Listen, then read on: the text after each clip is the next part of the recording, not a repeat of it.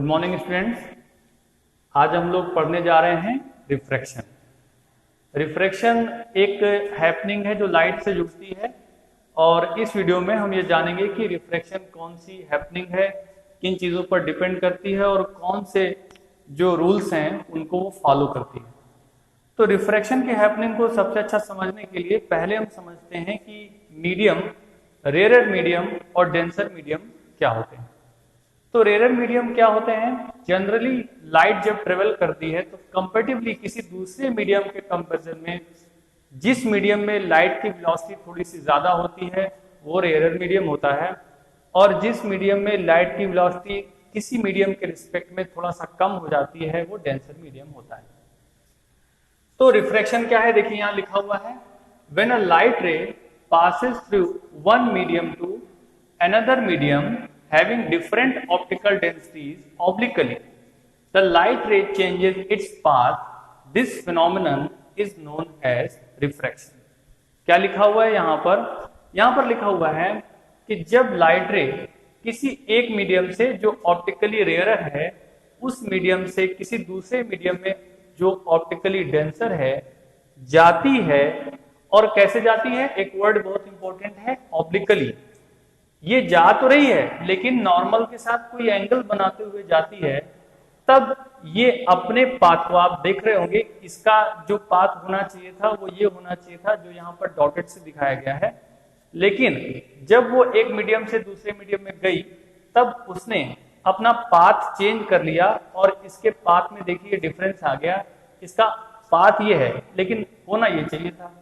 तो ये जो हैपनिंग हुई है जिसकी वजह से इसने अपना पाथ चेंज कर लिया है, इस हैपनिंग को हम कहते हैं रिफ्रैक्शन।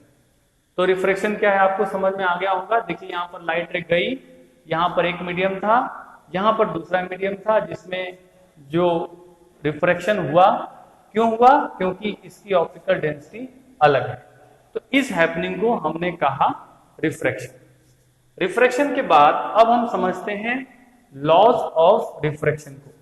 देखिए कोई भी फिजिकल हैपनिंग जो हो रही होती है वो फिजिकल हैपनिंग कुछ लॉज को फॉलो करती है, उन लॉज को अटेंड करती है, और वो लॉज हमें सीखने होते हैं फिजिक्स में।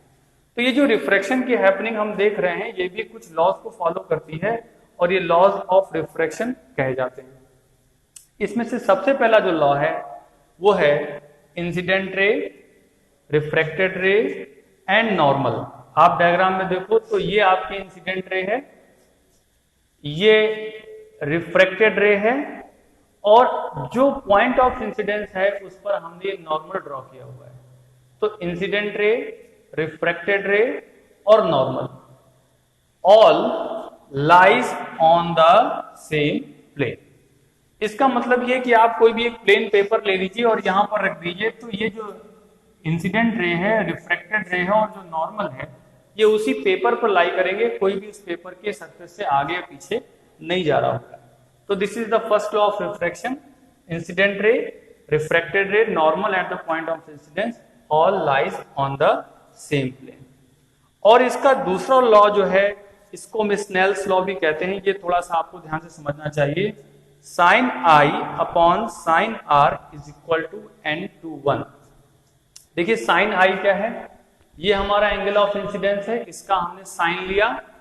ये हमारा एंगल ऑफ रिफ्रैक्शन है, इसका हमने साइन लिया। और किसी गिवन पेयर ऑफ मीडिया के लिए हमें मीडियम नहीं चेंज करना है, मीडियम वही रहेगा। So for a given pair of media, a definite pair of media, the ratio of sine of angle of incidence and the ratio of sine of angle of refraction is always a constant which is called refractive index. And here you can see that this is n/1. That means this is the refractive index of second medium with respect to first medium. अब हम पढ़ने जा रहे हैं कि जो refractive index पढ़ा है हमने n/1, जिसके बारे में अभी हमने जाना, this is the refractive index of second medium with respect to first medium. हमने पढ़ा n/1 is equal to sine I by sine R. आप जानते हैं आई हमारा एंगल ऑफ इंसिडेंस है और आर एंगल ऑफ रिफ्रैक्शन। अब देखिए ये जो हमारा रिफ्रैक्टिव इंडेक्स है ये कुछ चीजों पर और डिपेंड करता है, और वो चीजें क्या हैं, यहां लिखा हुआ है N21 is equal to V1 by V2। देखिए, जब लाइट रे किसी एक मीडियम से किसी दूसरे मीडियम में जाती है तो उसकी वेलोसिटी भी चेंज होती है। एक तरीके से कहा जाए तो रिफ्रैक्शन की हैपनिंग होने की वजह वेलोसिटी का चेंज होना, और रेयर मीडियम में वेलोसिटी ज्यादा होती है, डेंसर मीडियम में कम। तो ये जो रिफ्रैक्टिव इंडेक्स है इसको आप वेलोसिटीज के टर्म में भी समझ सकते हैं।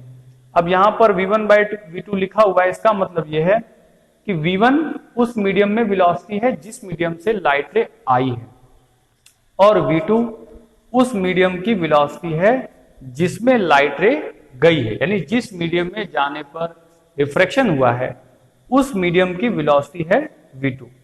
तो जैसे हम रिफ्रैक्टिव इंडेक्स का formula N21 is equal to sine I by sine R भी लिख सकते हैं, उसी तरह से इसको वेलोसिटी के टर्म में भी लिखा जा सकता है। N21 is equal to V1 by V2।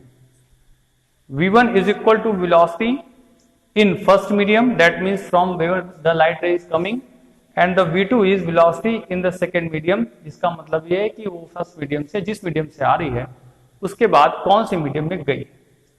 ये N21 is equal to V1 by V2 समझ में आ गया होगा। इसके बाद एक टर्म और आता है जिसको हम कहते हैं एब्सोल्यूट रिफ्रैक्टिव इंडेक्स। अब एब्सोल्यूट रिफ्रैक्टिव इंडेक्स क्या होता है?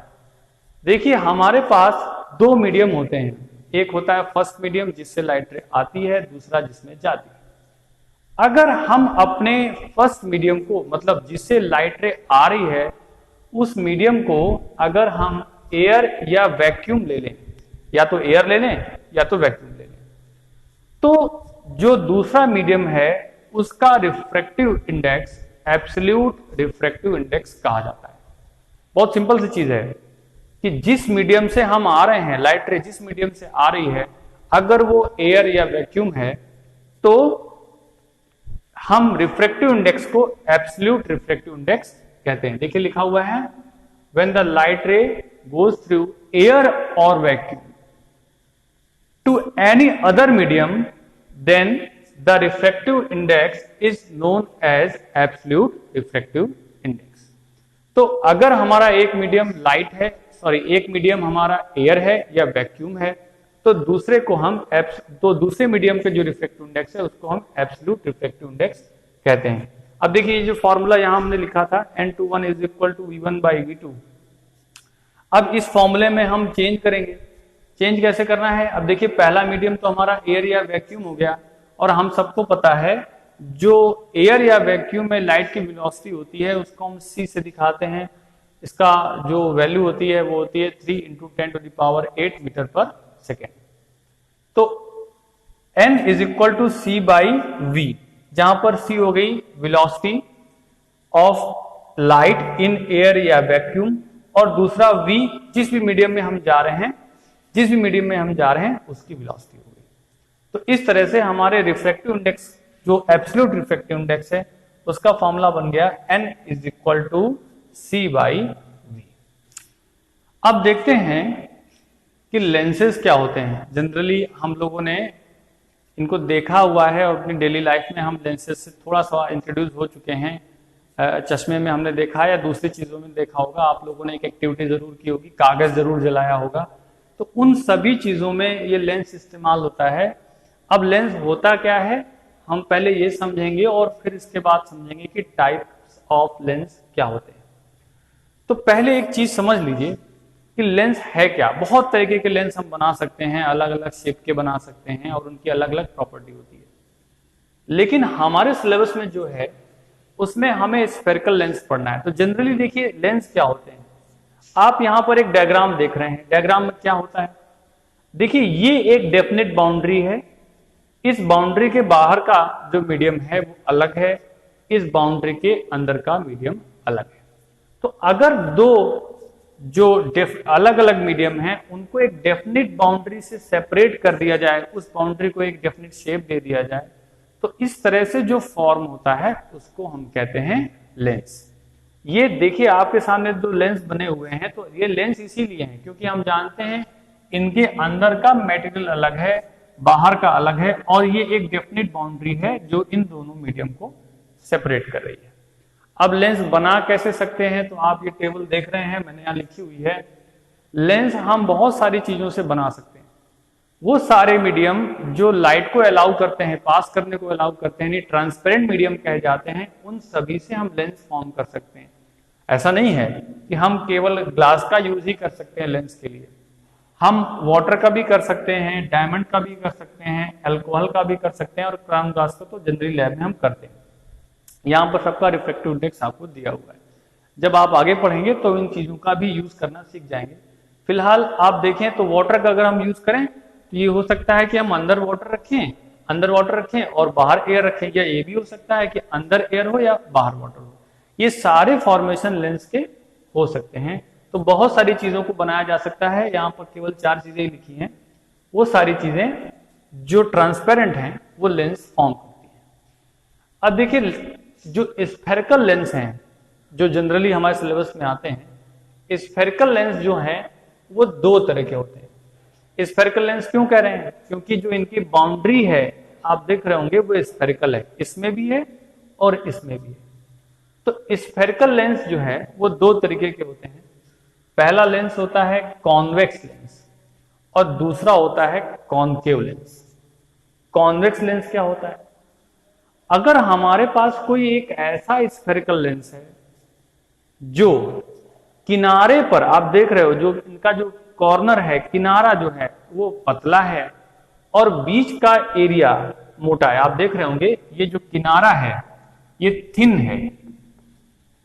है, और ये जो हिस्सा है ये थिक है, मोटा है कंपेरेटिवली इसके मुकाबले। तो अगर कोई ऐसा लेंस हमें मिलता है जिसमें किनारे पतले हैं और बीच का हिस्सा मोटा है, तो उसको हम क्या कहेंगे? कॉन्वेक्स लेंस कहेंगे। आप इसको छू के भी समझ सकते हैं, बहुत आसान है। आप इसको छुएंगे तो आप देखेंगे कि जो किनारा है वो हमें पतला मिल रहा है और जो बीच का हिस्सा है वो मोटा है, तो हम इसको छू के भी समझ सकते हैं। और दूसरा तरीका, हम इसको लाइट के सामने ला करके भी समझ सकते हैं। तो कॉन्वेक्स लेंस कैसे पहचानेंगे, आप समझ गए। पहचानने का बहुत आसान तरीका, किनारे का हिस्सा पतला और बीच का हिस्सा मोटा, तो ये लेंस कॉन्वेक्स लेंस कहा जाता है। दूसरा लेंस कौन सा है? दूसरा लेंस देखिए कॉनकेव लेंस है। और इस कॉनकेव लेंस में हमें देखने में आ रहा है, आप पहचानोगे कैसे? जैसे इसको पहचाना था तो इसको भी देखो, इसमें रिवर्स है, अपोजिट है मामला। जो किनारे हैं आप देख रहे हैं वो थिक हैं, किनारे कैसे हैं? थिक। और जो बीच का हिस्सा है वो पतला है। तो अगर आपको पहचानने को दे दिया जाए कि देखिए बताइए इसमें कौन सा कॉनकेव लेंस है या कौन सा कॉन्वेक्स लेंस है, तो हम बहुत आसानी से बता सकते हैं।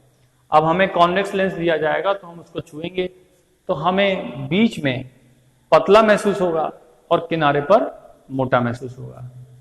तो ये हमारा कॉनकेव लेंस होता है। इनकी कुछ जनरल प्रॉपर्टीज आपको हम बता देते हैं। जैसे आपने देखा जरूर होगा कि हम कागज जलाते हैं लेंस का यूज करके, तो वो कागज जलाने का जो एक्टिविटी है वो इस कॉन्वेक्स लेंस से परफॉर्म करी जाती है।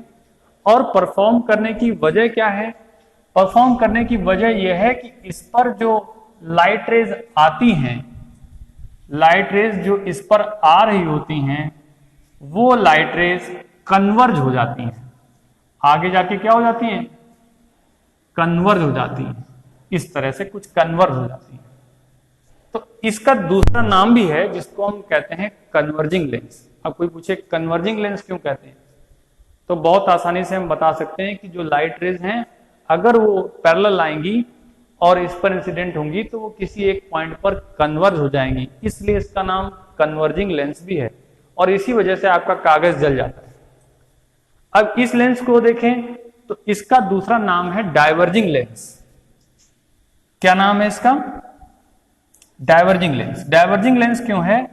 क्योंकि इस पर जो लाइट रेज इंसिडेंट होती हैं, देखिए एक वीडियो, देखिए हम एक डायग्राम बना रहे हैं, इस पर जो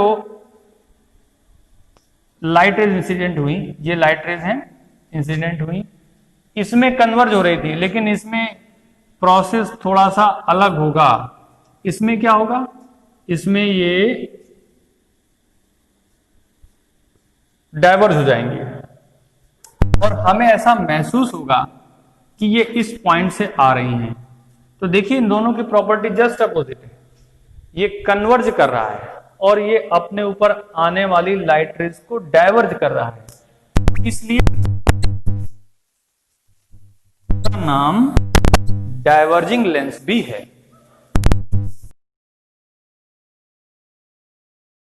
लेंस कहते हैं, इसको कन्वर्जिंग लेंस भी कहते हैं। पहचाना कैसे जाता है, में मोटा होगा, इसको डाइवर्जिंग भी लेंस कहते हैं। पहचाना कैसे जाएगा, ये किनारे पर मोटा और बीच में पतला।